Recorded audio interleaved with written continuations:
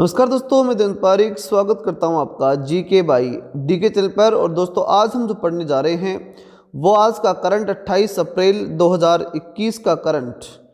और आज के करंट की जो महत्वपूर्ण प्रश्न है, जो इम्पोर्टेंट एग्जाम के दृष्टिकोण से, उन सब पे चर्चा करेंगे। साथ ही इसके अलावा कुछ न्यूज़ जो कि हमें मालूम होनी चाहिए, उन सब पे हम चर्चा करेंगे।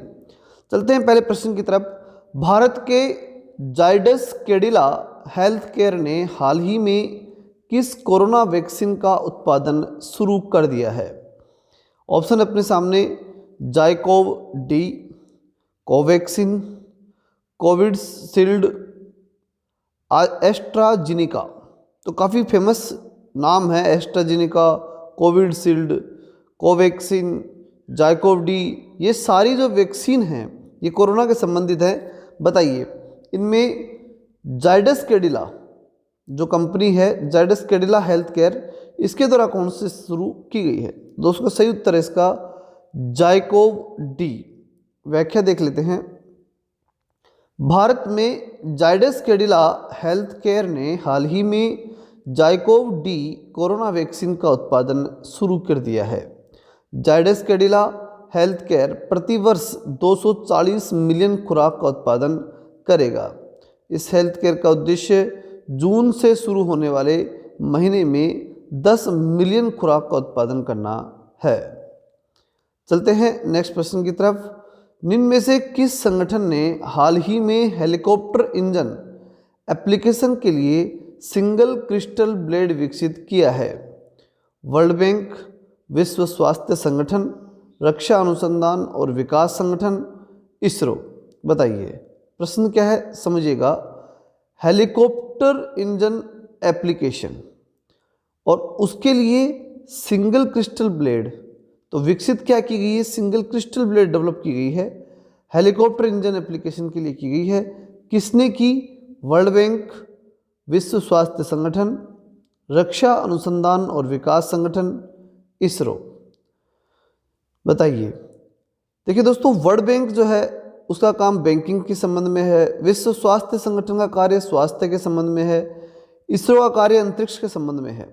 तो अपना सही उत्तर जो बनता है वह रक्षा अनुसंधान और विकास संगठन। मतलब क्या? देखिए, रक्षा के लिए अनुसंधान करते हैं और उसके लिए डेवलपमेंट का काम है। तो ये हेलीकॉप्टर इंजन जो है वो इसी क्षेत्र के संबंधित है। तो सिंगल क्रिस्टल ब्लेड जो है उसका डेवलपमेंट इसने किया है, रक्षा अनुसंधान और विकास संगठन यानी DRDO। ठीक है, देख लेते हैं व्याख्या। रक्षा अनुसंधान और विकास संगठन DRDO ने हाल ही में हेलीकॉप्टर इंजन एप्लीकेशन के लिए सिंगल क्रिस्टल ब्लेड विकसित किए हैं, जिसमें से 60 ब्लेड की आपूर्ति हिंदुस्तान एरोनॉटिक्स लिमिटेड को हेलीकॉप्टर इंजन एप्लीकेशन के लिए स्वदेशी हेलीकॉप्टर के विकास कार्यक्रम को दिए जाएंगे। कुल मिलाकर के ये भी जो मेड इन इंडिया का जो प्रोग्राम है उसके तहत है और आत्मनिर्भर भारत की तरफ जाने के ये प्रयास हैं, उन्हीं के तहत ये भी गतिविधि है। और ध्यान रखिए, फिर मैं बता दूं आपको कि DRDO जो है बहुत इंपॉर्टेंट चीज़ है। ये DRDO का कार्य हमेशा रक्षा के ऊपर रिसर्च करना और उसके लिए डेवलपमेंट करना, तो ये उन्हीं क्षेत्रों के अंदर होता है। और उसके लिए जो भी हथियार, जो नई जो खोजें हैं वो सब करना इसका काम होता है। चलते हैं नेक्स्ट प्रश्न की तरफ। इनमें से किस कार मैन्युफैक्चरिंग कंपनी के पूर्व मैनेजिंग डायरेक्टर जगदीश खट्टर का हाल ही में निधन हो गया? हुंडई, होंडा, हीरो या मारुति सुजुकी? बताइए।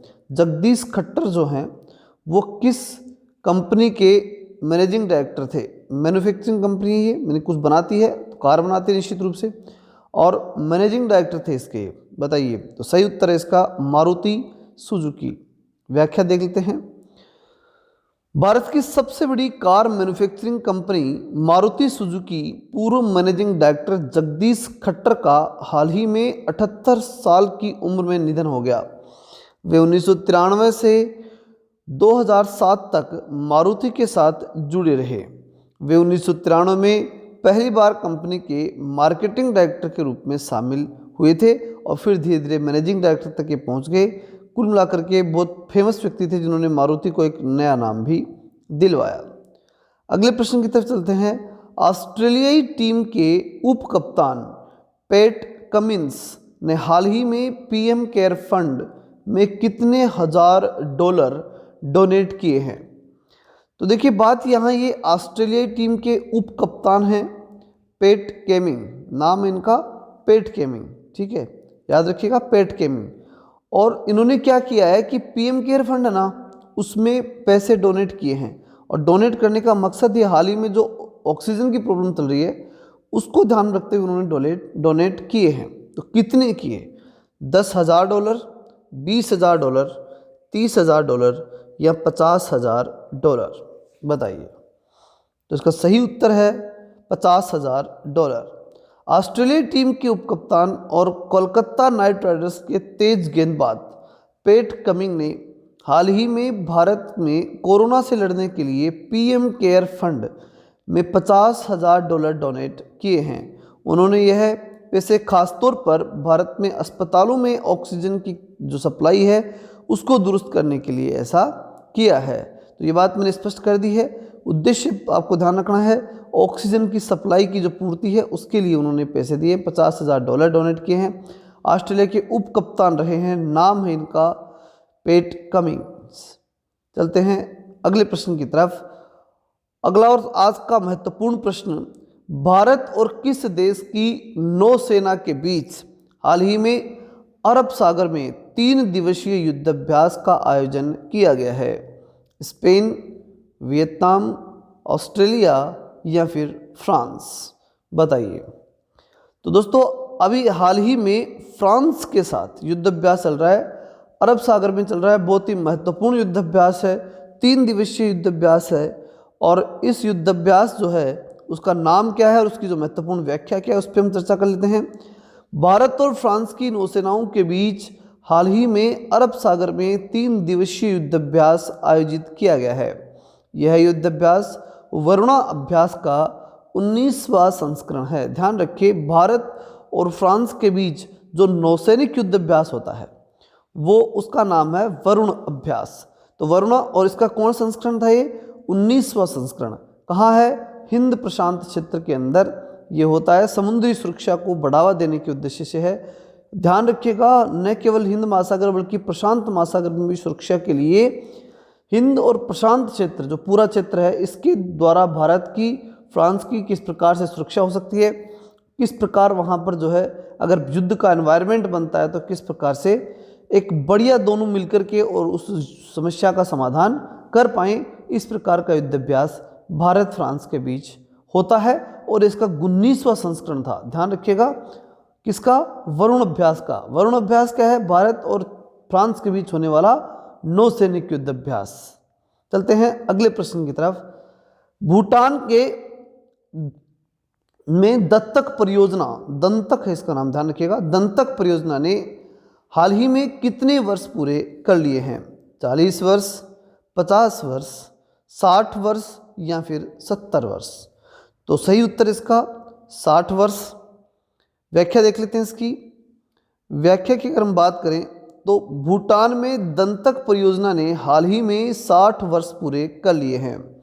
वर्ष 1961 को भूटान के महामहिम तीसरे राजा और तत्कालीन भारतीय प्रधानमंत्री जवाहरलाल नेहरू के दूरदर्शी नेतृत्व के परिणाम स्वरूप प्रोजेक्ट दंतक की स्थापना की गई।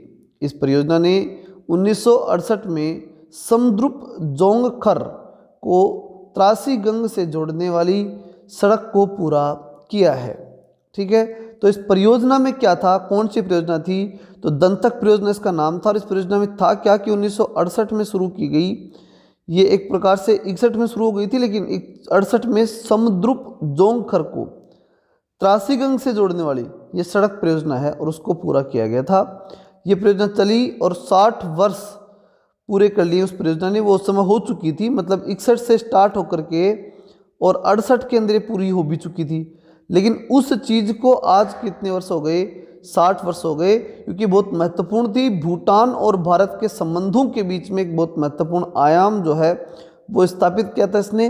इसलिए बहुत महत्वपूर्ण है। तो याद रखिएगा, समुद्रुप जोंगखर को त्रासिगंग से जोड़ने वाली परियोजना दंतक परियोजना थी।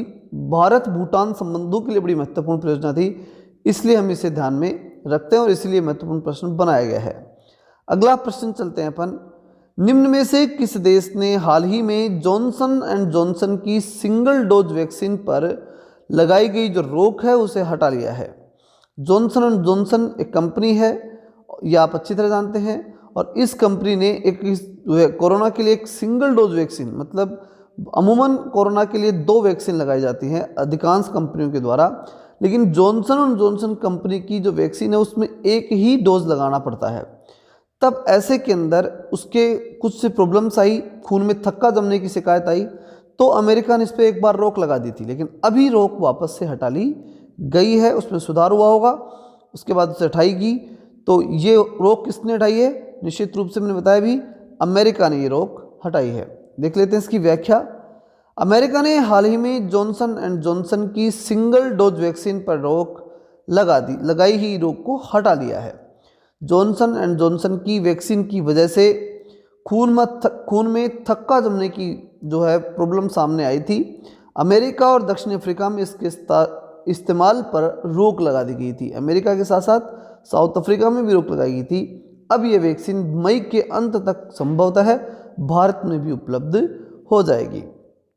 चलते हैं नेक्स्ट प्रश्न की तरफ। अगला प्रश्न है, सिंगापुर और किस देश ने तकनीकी आधारित स्टार्टअप को बढ़ावा देने के लिए हाल ही में गठजोड़ किया है? Japan, America, Australia, Bharat. तो सिंगापुर के साथ कौन सा देश है? सिंगापुर के साथ कौन सा देश है इसने तकनीकी आधारित स्टार्टअप के ऊपर ध्यान दिया है? तो आपको अच्छी तरह मालूम है, अभी हाल ही में भारत में स्टार्टअप को लेकर काफ़ी जोर दिया जा रहा है, तो वही चीज़ इसमें हुई है। भारत और सिंगापुर दोनों मिलकर के क्या कर रहे हैं? स्टार्टअप के ऊपर काम कर रहे हैं। व्याख्या देख लेते हैं। भारत ने हाल ही में तकनीकी आधारित स्टार्टअप को बढ़ावा देने के लिए सिंगापुर के साथ गठजोड़ किया है। इस गठजोड़ का उद्देश्य Singapore Indian chambers of commerce and industry की क्षमताओं का लाभ उठाने के लिए स्टार्टअप को प्रोत्साहित करना है। तो ये था दोस्तों आज का महत्वपूर्ण करंट। इसी प्रकार महत्वपूर्ण करंट से जुड़े रहने के लिए और आगे लगातार इम्पोर्टेंट करंट्स को देखते रहने के लिए आप सबसे निवेदन है कि आपने अभी तक अगर सब्सक्राइब नहीं किया तो सब्सक्राइब कीजिए, लाइक नहीं किया तो लाइक तो कर ही दीजिए और अधिक से अधिक दोस्तों के पास अभी शेयर कर दीजिए, इससे आज का करंट हर व्यक्ति के पास पहुंच सके। जय हिंद, जय भारत।